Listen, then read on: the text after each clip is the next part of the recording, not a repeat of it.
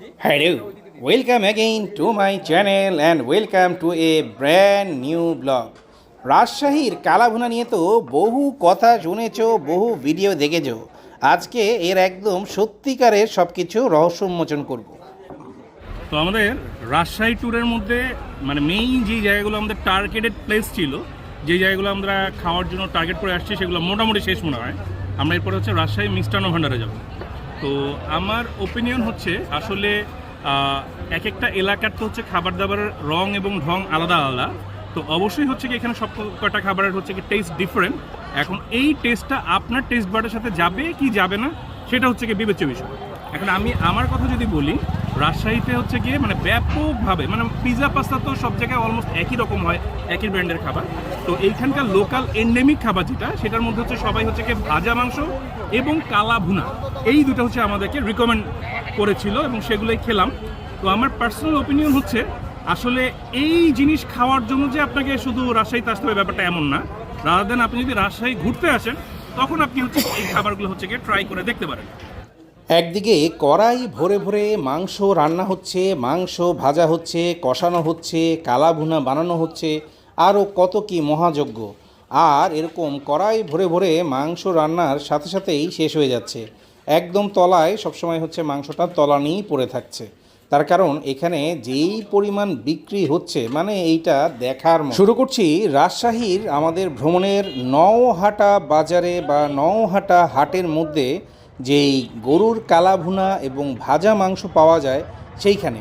এর আগে আমরা তো ফয়সালের হচ্ছে কালাভুনা খেয়েছিলাম, সেটা হচ্ছে রাজশাহী শহরের সিটি হাট এলাকায়, আর এইটা হচ্ছে নওহাট বা একটা হাট বাজার এলাকা। তো শুধু ভোজন রসিক বা ভ্রমণ প্রিয়াসী মানুষরাই যে এখানে আসবে ব্যাপারটা এমন না। গ্রামের একটা হাট আসলে কেমন হয় বা হাট বারে কী কী খাবার দাবার বেচা কেনা হয় সেই জিনিসগুলোও যদি দেখতে চান, তাহলে এই হাটটায় একটু চট করে ঢু মারতে পারেন। ভাজা পোড়া থেকে শুরু করে দুপুরের খাবার সব কিছুই একটা হাটের হচ্ছে অংশ। আর এখানের মধ্যে একটা গ্রুপ আসেই হচ্ছে মিষ্টি খেতে এবং বাসায় মিষ্টি নিয়ে যেতে। অনেক রকমের মিষ্টির নিয়ে মিষ্টির দোকানদার হচ্ছে বসে আছে, একদম রসগোল্লা থেকে কালোজাম, একদম ছানা থেকে শুরু করে যত পদের মিষ্টি আছে সবই এখানে আছে। বুন্দিয়াও হচ্ছে বিক্রি হচ্ছে দেদারসে। রোজা তো এখনও শুরু হয়নি, আর অনেক দিন বাকি। এই বুন্দিয়াও যে হচ্ছে মানুষজন এমনি পছন্দ করে খায়, এবং এর মধ্যে রসমালাই থেকে ছোট বড় মিষ্টি সব কিছুই আছে এবং ভালো বেচাকেনা হচ্ছে। হাটে যারা আসছে তারা নাস্তা হিসাবেও এই মিষ্টি খাচ্ছে, আবার বাসার জন্য মিষ্টি নিয়েও যাচ্ছে। বলো দেখি এই মিষ্টিগুলোর নাম কি? আর একপাশে এরকম তেলের পিঠানো বানানো হচ্ছে। এই তেলের পিঠা বানানো দেখতেই কিন্তু হচ্ছে খুব শান্তি লাগে। মানে যিনি হচ্ছে এই তেলের পিঠা বানাচ্ছেন ওনার কিন্তু হাতের হচ্ছে আসলেই জাদু আছে। হ্যাঁ, দীর্ঘ অনেক দিন ধরেই হচ্ছে কি এই পিঠা এইভাবে বানাচ্ছেন দেখেই এত সহজে জিনিসটা উনি বানাতে পারছেন। মানে জিলাপিতে তো আড়াই প্যাচ থাকে, এই পিঠাতে কত প্যাচ সেটা আল্লাহ মালুম। আর এখানে ওই যে জিলাপি আমিতি যা বলেন, ওই মিষ্টি জাতীয় মিষ্টান্নটাই হচ্ছে বেশি মনে হয় এখানকার মানুষজন পছন্দ করে। আর এই পিঠাও ভাজার সাথে সাথেই বিক্রি হয়ে যাচ্ছে। তো এটা আসলে সম্ভবত এখানে লোকালি খুবই জনপ্রিয় একটা ব্যাপার। এর সাথে সাথে এখানে ওই ডালের বড়ি বা ওই যে যেই কি বড়ি বলে আর কি, যে রান্না করে খায়, হ্যাঁ, এগুলো তো হচ্ছে গিয়ে ঢাকা শহরে এখন পাওয়া যায়, অনেকগুলো পেজে পাওয়া যায়, কিন্তু একদম হাটে যেভাবে বিক্রি করা হচ্ছে সেটা দেখছি। তো সব কিছু মিলিয়ে টিলিয়ে এই হানিফ মামার দোকানে হচ্ছে চলে আসলাম। যে হানিফ সাহেব হচ্ছে এখানে বেশ সুনামের সাথে দীর্ঘদিন ধরে নওহাটায় এই হাটের মধ্যে উনি দুপুরে যে এত মানুষজনের সমাগম হয় সেখানে খাবার দাবার তৈরি করা বা দুপুরের খাবারটা যেন হচ্ছে কি সবাই তৃপ্তি নিয়ে খেতে পারে, সেই জন্য নিরলসভাবে হচ্ছে কাজ করে যাচ্ছেন। প্রতিদিন হচ্ছে প্রচুর পরিমাণে হচ্ছে উনি মাংস রান্না করেন। দেখতেই পাচ্ছেন যে এখানে একদম কড়াই ভরে ভরে 2 কড়াই একসাথে ভরে হচ্ছে গরুর মাংস রান্না করা হচ্ছে। এই সেই কালা ভুনা বা ভাজা মাংস। আসলে সত্যি কথা বলতে এই খাওয়ার সময় আপনাদেরকে বলে দিব যে কোনটা কালা ভুনা আর কোনটা ভাজা মাংস, কিন্তু এমনিতে দেখে আলাদাভাবে যদি চট করে হচ্ছে কি আপনাকে বলা হয়, এটা ডিফারেন্সিয়েট করা আসলে কঠিন। এইখানে আমি আসলে এখানে যে কয়টা আইটেম আমরা তৈরি করে সব কয়টাই হচ্ছে মোটামুটি খেয়ে দেখাবো। অনেক বেশি ঝাল মশলা দিয়ে, প্রচুর পরিমাণে মশলা দিয়ে মাখোভাবে এই কালা ভুনাটা রান্না করা হয়। তো কালা ভুনা রান্না করার এটা তো আমরা আজকে হানিফে আসছি, আর এছাড়া সিটি হাটে হচ্ছে গিয়ে ফয়সাল নামে আরেকজন হচ্ছে এই সেম আইটেমগুলোই বিক্রি করে। তো সেইখানে হচ্ছে কিভাবে এগুলো তৈরি করে একদম ফার্স্ট টু লাস্ট সব কিছু আমি দেখিয়েছি। আপনাদের যদি মন চায় যে আসলে কি মশলা দেওয়ার বদলতে জিনিসগুলো এরকম চকলেটি ফ্লেভার চলে আসে এবং চকলেটের মতো দেখতে হয়ে যায় এবং খেতেও বেশ সুস্বাদু মনে হয়, দেখতে লোভনীয় মনে হয়, সেই জিনিসটার রেসিপি ফুল হচ্ছে আমি ভিডিও ধারণ করতে পেরেছিলাম, সেইটা আপনাদেরকে দেখাতে পারি। আর এটার সাথে একটু শসা আর টমেটো কুচির সালাদ থাকে। তো এখানে এই যে টমেটোগুলো যে দেখছেন যে একদম পাকা টমেটো না, কাঁচা পাকা টমেটো, মানে এখানে কোনো বনিতা নেই, যেটা যেরকম সেরকমই। আর এখানে এই ঝোল মাখিয়ে খেতে মানে মোটামুটি ভালোই লাগে, যে খুব যে মানে গুরু পাক বা এটা খেলে যে একদম প্রচণ্ড অ্যাসিডিটির ভয়, হ্যাঁ এরকম একটু তো ভয় থাকবেই। মানে দেখে যতটা মনে হয়েছিল, খাওয়ার পর সময় আমার মনে হয়নি যে অত খারাপ অবস্থা। আসলে স্বাদের জন্য অনেক কিছুই খেতে হয়, যদিও ওই যে আমাকে অনেকে ধরেন আপনারা যে এইসব খাবার খাওয়া কি ঠিক কিনা। ভাই এটা তো আপনিও বুঝেন আমিও বুঝি, হ্যাঁ। তারপর রসনাবিলাস বলে একটা ব্যাপার আছে, যে ওইখানের হাটের মানুষরা আসলে কী খায়, সবাই তো আর আপনার মতো 5 স্টারে খেতে পারবে না, তাই না? তো সাধারণ মানুষজন কী খায়, সেই সাধারণ মানুষজনের খাবার দাবার এটাও আপনাকে বুঝতে হবে, যে প্রতিদিন যদি হচ্ছে 100-200 কেজি গরুর মাংস, মানে হচ্ছে 1-2টা গরু হচ্ছে প্রতিদিন রান্না হয়ে যায় এখানে, তাহলে নিশ্চয়ই এখানে কিছু ব্যাপার স্যাপার তো আছেই। আর এইখানে এই গরুর ভুনা বা যেটাই হোক আর কি, কালা ভুনা বা মাছ ভাজা মাংস, এটার সাথে যদি একটু পেঁয়াজ আর সালাদ দিয়ে হচ্ছে খাওয়া যায় না, তাহলে স্বাদটা কিন্তু আসলেই কয়েক গুণ বেড়ে যায়। কিন্তু আমি এর আগে যত জায়গায় কালা ভুনা খেয়েছি, কালা ভুনাটা হচ্ছে রান্না করার সময় এমনভাবে রান্না করে যে জিনিসটা অনেকটা কাবাব টাইপের হয়ে যায় এবং খুব সফট টাইপের চলে আসে, এবং সেই কালা ভুনার মধ্যেও যে ঝোলগুলো হচ্ছে মাখো মাখোভাবে লাগানো থাকে, সেই মাখো মাখো ঝোল দিয়েও কিন্তু 1 প্লেট ভাত অনায়াসে মেরে দেওয়া যায়। এইখানে আসলে এরা এই কালা ভুনাটাকেই আবার হচ্ছে আলাদাভাবে ভেজে ভাজা মাংস তৈরি করে। তো এখানে ঝোল বলতে আসলে হচ্ছে তেল, এবং তাও হচ্ছে তেল বলতে একেবারে পিওর তেল, মানে ওই তেলের মধ্যে কোনো মশলা থাকে না। যা মশলা থাকে এই মাংসের গায়ে লাগানো যে অতটুকু মশলা হচ্ছে দেখছেন, এরকমই মশলা থাকে। তো সেই হিসাবে এটা স্বাদ কেমন হতে পারে, অনেক সময় যে আমরা কোরবানির পরে মাংস ভেজে খাই, সেটা যেরকম আমার কাছে ওরকমই লাগছে। মানে এটা যে খুব ফ্লেভারফুল বা খুব জুসি টেন্ডার বা মুখে দিলে আপনার মুখ থেকে রস বের হবে, হ্যাঁ এই মাংসের থেকে, এরকম কিছু না। আমার কাছে জিনিসটা আসলে একটু শক্ত এবং ছাবড়া এবং মানে চা বানানোর সময় রাবারি কনসিস্টেন্সি, এরকমই মনে হয়েছে। মানে এইটা যে আলাদাভাবে একদম ওভার হাইপ বা এটা যে সোশ্যাল মিডিয়াতে এত ভাইরাল, এরকম আসলে আমার কাছে খেয়ে কিছুই মনে হয়নি। হ্যাঁ, তবে এটা সত্যি কথা, এটার দাম হচ্ছে যথেষ্ট কম। প্রত্যেক ডিশ খাবার, মানে আমি এখানে হচ্ছে কি আপনাদেরকে 3 ডিশ খাবার খেয়ে দেখাবো, হ্যাঁ মানে যেটা যে খুব নরম এরকমও না, যে আমি যে হাত দিয়ে চাপ দিয়ে যেটা ভেঙে ভেঙে যাবে এরকমও না, আপনাকে দাঁত দিয়ে কেটে ছিঁড়েই খেতে হবে, মানে যথেষ্ট শক্তই আর কি। তো তারপরে ওরা কিন্তু অনেকক্ষণ ধরেই এটাকে জাল দিয়ে, মানে যত দেরিতে এটা খাবেন তত এটা টেস্ট হচ্ছে গিয়ে বাড়বে বা সফটনেসটা বাড়বে। আমরা যেহেতু হচ্ছে একটু ভিডিও করার জন্য আগেই চলে আসছি, তবে আবার হাটের মধ্যে একটা গ্রুপ আছে যারা হচ্ছে আগেই খেয়ে, মানে তারা হচ্ছে গিয়ে ওই ব্রাঞ্চ হিসেবে খায়, সকালের খাবার এবং দুপুরের খাবার একসাথে করে খায়। তো সব কিছু মিলিয়ে এইখানের খাবার যদি আমি হচ্ছে গিয়ে ওভারঅল এখন পর্যন্ত রেটিং দিই, তাহলে আমি দিব হচ্ছে গিয়ে 10-এর মধ্যে 4 বা 4.5। আর এরপরে ওদের আরেকটা আইটেম, সেটা হচ্ছে এই ওরা বলছে দেশি মুরগি, আমি জানি না যে ওই পাকিস্তানি কক মুরগিকেই ওরা দেশি মুরগি বলছে কিনা।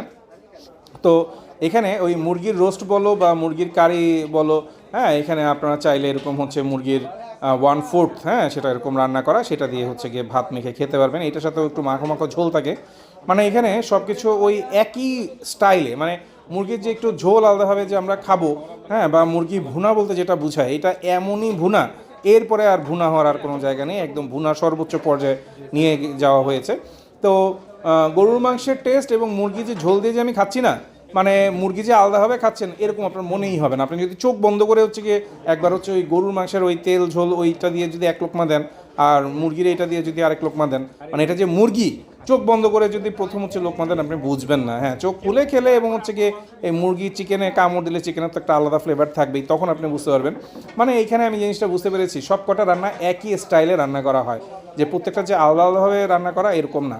তবে এইখানেও একটা কথা, যে এক এক জায়গার মানুষজনের টেস্ট ডিফারেন্ট হতেই পারে।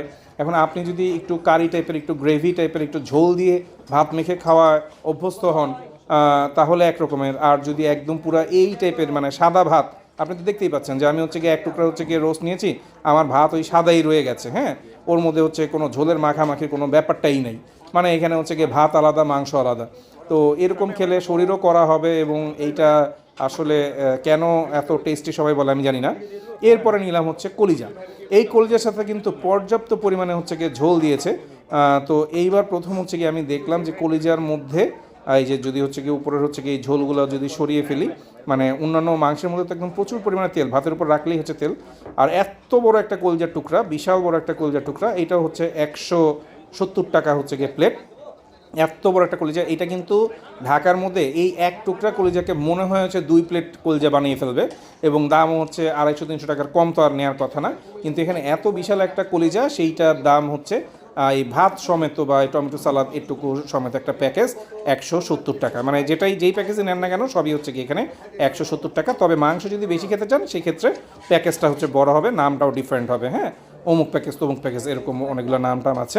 তো এখানে কলিজাটা ওরা যেটা করে যে প্রথমে মাংস যে রান্না করে, মাংস অনেক দূর রান্না হয়ে যাওয়ার পরে কলিজাটা দেয়, যেন কলিজাটা হচ্ছে কি একটু শক্ত টাইপের থাকে, মানে ভেঙে টেঙে না যায় বা হচ্ছে বেশি নরম না হয়ে যায়। তো কলিজাটা গুড, এর মধ্যে কোনো সন্দেহ নাই। এবং এই কলিজার সাথে যেই হচ্ছে ঝোল টোল আছে সেটা দিয়ে যে হচ্ছে ভাতটা আমি মেখে খেলাম। এইখানে আবার যে জিনিসটা মনে হয়, মানে জিনিসটা আসলে অতিরিক্ত ঘন ঝোল বা অতিরিক্ত মশলা, তো এখানকার মানুষজন হয়তো বা এরকমই পছন্দ করে। আর একটা ব্যাপার হচ্ছে, আরও রাজশাহীর কয়েকটা জায়গায় খেলাম, তারা হচ্ছে গিয়ে লবণের আধিক্যটা অনেক বেশি থাকে। এইখানে লবণটা একদমই ঠিকঠাক, মানে হচ্ছে আপনি আপনার ভাতের সাথে হচ্ছে গিয়ে সব কিছুর ফ্লেভার একসাথে অ্যাড করবেন, আর লবণটা আপনি আপনার রুচি মতো খাবেন। সেখানে কাঁচা লবণ অবশ্যই খাওয়া উচিত না, কিন্তু মাঝে মাঝে তো হচ্ছে কিছু করারও থাকে না। তো এইখানে আমি যে হচ্ছে এই ঝোল দিয়ে ভাত মেখে খাচ্ছি, এটা ফ্লেভারফুল, এর মধ্যে কোনো সন্দেহ নেই। কিন্তু আসলে সত্যি কথা বলতে এই ধরনের খাবার না আপনি খুব বেশি দিন খেতে পারবেন না। মানে যারা হাট করে যে প্রতিদিন প্রতিরোজ হচ্ছে এই খাবার খেতে হবে, এইটা আমার কাছে কখনোই মনে হয় না। এর থেকে আমার কাছে বাসার রান্না কয়েক হাজার গুণ মজা মনে হয়েছে। আর এর মধ্যে হচ্ছে আমার কাছে আসলে ভাজা মাংস বা কালা ভুনা যেটাই বলেন না কেন, ভাত যে আপনি তৃপ্তি নিয়ে খাবেন, তৃপ্তি নিয়ে আপনি গরুর মাংস খাচ্ছেন, একদম হচ্ছে কি আমি ঝোল মাখিয়ে সালাদ দিয়ে লোকমা দিয়ে দিয়ে আমি খাবো, এই জিনিসটা এখানে আমি আসলে পাই নাই। হ্যাঁ, এটা আমার পার্সোনাল অপিনিয়ন। এখানে অনেকেই অনেক মজাদার, অনেক পচাদার, এরকম অনেক কিছু বলতে পারে। আমার কাছে যে জিনিসটা মনে হচ্ছে ভাজা মাংস, এটা হচ্ছে জাস্ট হচ্ছে গিয়ে তেলের উপরে হচ্ছে গিয়ে ভাজা, যেটা হচ্ছে গিয়ে ভাত মাখিয়ে যে আপনি খাবেন এরকম কোনো তৃপ্তি আপনি পাবেন না। মাংসগুলো খুবই শক্ত, মানে ওই রকম লেভেলে যে খুব ফ্লেভারফুল বা হ্যান্ডরে প্যানরে এরকম কোনো কিছুই না। এটা না কাবাব না মাংস, মানে আমরা যে কোরবানির সময় অনেকে রান্না করা মাংস ভেজে খাই, আমার কাছে প্রত্যেকটা জায়গার খাবার তার থেকে হচ্ছে গিয়ে টেস্ট লেস মনে হয়েছে। এটা আমার পার্সোনাল অপিনিয়ন। আর হচ্ছে গিয়ে কালা ভুনার ব্যাপার হচ্ছে গিয়ে অনেক জায়গায় কালা ভুনা থাকে, সেই কালা ভুনার মধ্যে হচ্ছে গিয়ে ঝোল টোল থাকে, সেটা দিয়ে হচ্ছে গিয়ে মাখিয়ে খাওয়া যায়। এখানে সেই ব্যাপারটাও নাই। এখানে হচ্ছে গিয়ে মানে প্রচণ্ড রকমের তেল চটচটে খাবার।